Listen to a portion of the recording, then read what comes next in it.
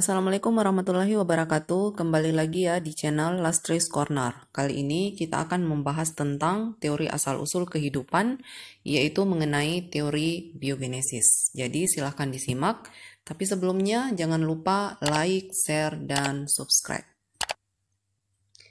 Teori biogenesis. Jadi ini merupakan teori yang ketiga ya yang kita bahas di materi tentang asal-usul kehidupan, yaitu teori biogenesis. Teori biogenesis ini berasal dari dua kata ya, bio dan genesis. Jadi kata bio ini artinya makhluk hidup dan genesis ini artinya pembentukan. Secara umum, teori biogenesis ini menyatakan bahwa makhluk hidup itu berasal dari makhluk hidup yang ada sebelumnya. Jadi menurut para ilmuwan yang berkecimpung atau yang melakukan penelitian pada teori ini mengatakan bahwa tidak mungkin makhluk hidup ada sekarang apabila tidak ada makhluk hidup sebelumnya. Nah, dengan adanya teori biogenesis ini, maka dengan sendirinya teori abiogenesis itu dengan sendirinya teori abiogenesis ini menjadi gugur. Nah, di sini semboyan dari teori biogenesis ini dikenal dengan omne vivum ex ovo, yaitu makhluk hidup berasal dari telur. Jadi vivum itu artinya kehidupan, ovo itu artinya telur. Jadi omne vivum ex ovo ini artinya kehidupan berasal dari telur. Kemudian omne vivum ex vivo, kehidupan berasal dari makhluk hidup yang telah ada sebelumnya. Nah, di sini ada beberapa ilmuwan yang menganut paham biogenesis. Jadi silahkan disimak ya di slide berikutnya. Nah, di sini ilmuwan yang pertama ini adalah Francesco Redi. Nah, Francesco Redi ini merupakan seorang ilmuwan yang berkebangsaan Italia. Dia menyatakan bahwa kehidupan itu berasal dari makhluk hidup yang ada sebelumnya. Nah, percobaan Francesco Redi ini dia menggunakan ini ya fotonya ya. Jadi dia menggunakan daging. Jadi Francesco Redi ini menggunakan daging yang disimpan dalam 3 botol dengan kondisi yang berbeda. Nah, daging ini yang pertama ya, dia disimpan di dalam toples terbuka. Jadi dibiarkan terbuka. Kemudian daging yang kedua dimasukkan ke dalam toples, kemudian ditutup rapat. Dan perlakuan yang ketiga adalah daging dimasukkan dalam toples, kemudian ditutup dengan kain kasa. Jadi di botol ketiga ini kain kasa itu merupakan kain yang berlubang-lubang ya, yang lubangnya lumayan bisa membuat udara masuk. Jadi artinya di toples yang ketiga ini udara yang ada di luar itu tetap bisa masuk ke dalam toples. Jadi udara di dalam toples itu bau daging ini tetap bisa keluar dari toples karena hanya ditutup dengan menggunakan kain kasa. Nah, setelah beberapa hari, jadi percobaan ini disimpan, kemudian setelah beberapa hari itu datanglah lalat. Jadi di toples yang dibiarkan terbuka itu di sini banyak sekali lalat yang datang ya. Jadi lalat ini hinggap di permukaan daging, kemudian dia terbang di sekitar toples tersebut. Nah, kemudian di toples yang kedua, di toples yang ditutup dengan kain kasa, lalat tidak bisa masuk ke dalam daging ya. Jadi lalat hanya hinggap di bagian permukaan kain kasa saja, tapi dia tidak bisa masuk karena masih dihalangi oleh kain kasa. Kemudian di toples yang ketiga sama sekali tidak ada lalat yang datang karena toples dalam keadaan tertutup. Jadi di akhir percobaan diambillah toples tadi, diamati, ternyata di toples yang terbuka di sini ditemukan banyak belatung ya. Jadi ada banyak telur lalat di sini ditemukan. Ini disebabkan karena toples yang terbuka ini tadi lalat langsung hinggap ke daging sehingga di sini lebih banyak ditemukan belatung. Nah, sedangkan di toples yang ditutup dengan kain kasa pada permukaan daging itu ditemukan telur lalat ya atau belatung. Tapi tidak sebanyak pada toples yang pertama tadi. Sedangkan di bagian permukaan kain kasa itu banyak sekali. Di bagian permukaan kain kasa di sini ditemukan juga banyak sekali telur lalat atau belatung. Nah, kemudian di toples yang ketiga di sini bersih. Jadi daging yang ada di dalam toples sama sekali tidak ada belatung ditemukan karena di toples yang ketiga tadi di sini tidak ada lalat yang datang ya karena toplesnya dalam keadaan tertutup. Nah, dari percobaan ini Redi membuktikan bahwa belatung dari telur-telur lalat, belatung ini berasal dari lalat yang meninggalkan telur-telurnya di daging tersebut pada saat lalat hinggap. Jadi buktinya kenapa? Karena di toples yang ketiga, di mana toplesnya dalam keadaan tertutup, tidak ada lalat sama sekali yang datang. Di sini tidak ditemukan belatung. Ya, jadi sama sekali tidak ada belatung ditemukan. Artinya belatung bukan berasal dari lalat atau belatung bukan berasal dari daging yang membusuk, tapi dari lalat yang hinggap pada daging tadi dan meninggalkan telurnya atau belatung pada daging tersebut. Sehingga hasil percobaan ini dia menggugurkan teori biogenesis yang beranggapan bahwa belatung itu berasal dari daging yang busuk. Jadi kesimpulannya di sini belatung ini berasal dari lalat yang hinggap pada daging tersebut. Nah, kemudian ilmuwan yang kedua yang mendukung teori biogenesis ini adalah Lazzaro Spallanzani. Lazzaro Spallanzani ini melakukan percobaan untuk menyanggah kesimpulan yang dikemukakan oleh John Needham pada teori abiogenesis, yang mengatakan bahwa makhluk hidup itu atau mikroorganisme dalam air kaldu itu berasal dari air kaldu. Nah, di sini percobaan Spallanzani dia menggunakan air kaldu ya, karena dia ingin menyanggah teori John Needham. Jadi dia menggunakan air kaldu, dia menggunakan dua buah medium dua buah labu yang diisi dengan air kaldu. Nah, selanjutnya air kaldu ini dipanaskan ya. Jadi air kaldu dipanaskan.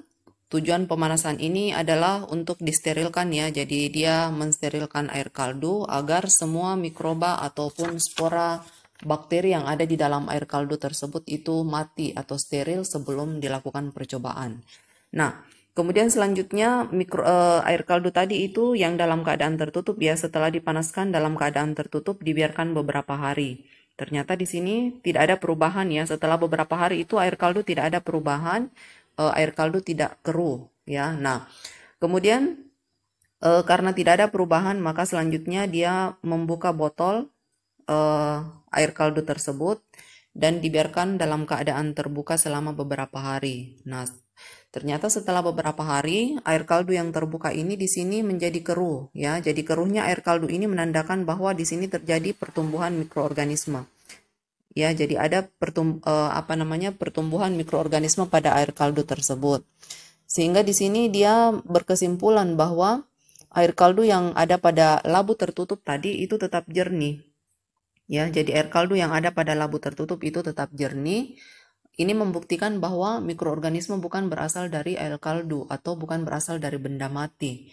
Karena kenapa? Buktinya tadi air kaldu yang dalam keadaan tertutup itu dia tetap jernih.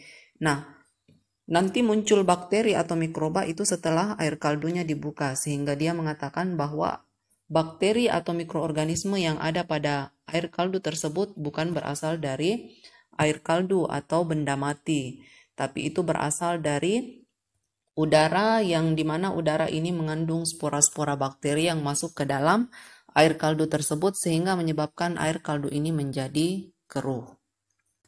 Nah, itu ya jadi kesimpulannya Spallanzani. Jadi dia mengatakan mikroorganisme yang tumbuh di air kaldu bukannya berasal dari air kaldu tetapi dari udara. Udara itu mengandung banyak spora mikroorganisme kemudian masuk ke dalam air kaldu dan menyebabkan mikroorganisme tumbuh di dalam air kaldu. Jadi teori ini membantah teori John Needham yang mengatakan bahwa mikroorganisme itu atau bakteri berasal dari air kaldu atau berasal dari benda mati. Nah, itu untuk percobaan Lazzaro Spallanzani. Kemudian ilmuwan yang ketiga adalah Louis Pasteur.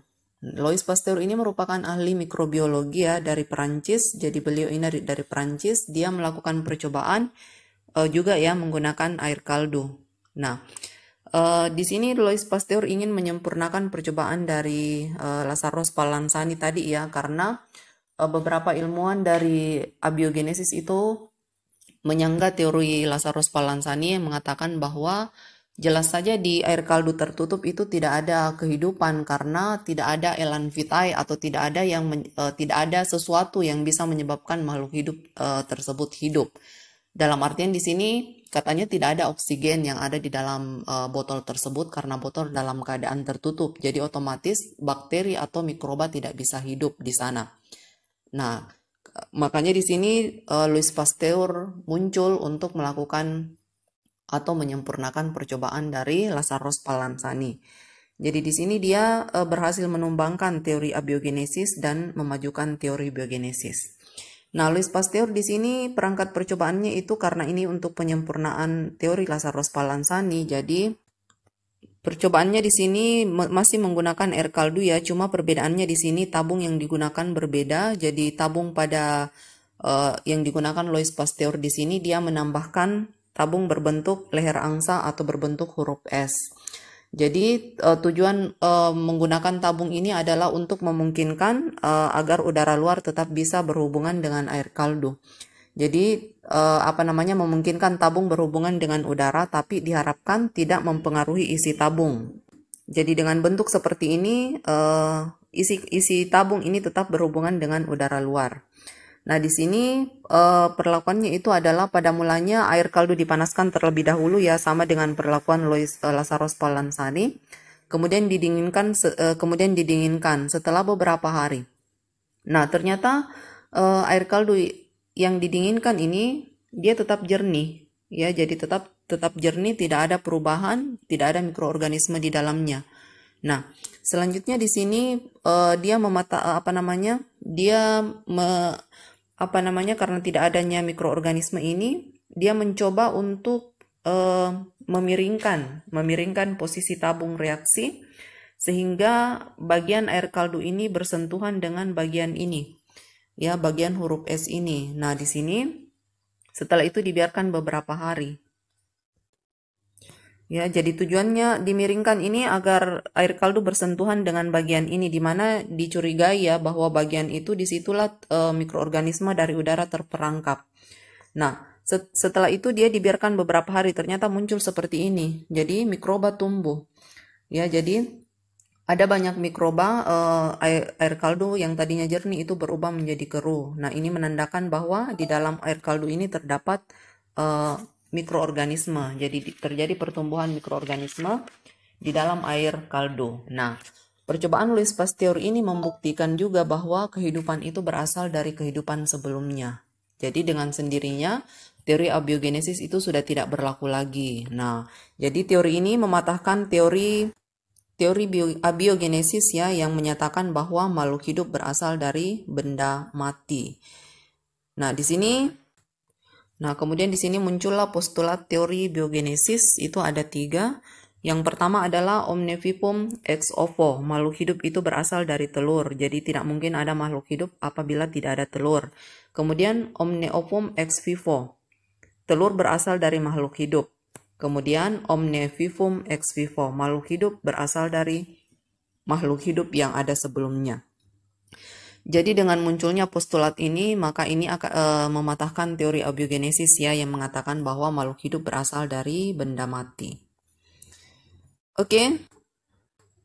Semoga bisa dipahami ya materi tentang teori biogenesis. Jika ada yang tidak jelas, silahkan ditanyakan lewat kolom komentar. Sekian, Assalamualaikum warahmatullahi wabarakatuh. Jangan lupa like, share, dan subscribe.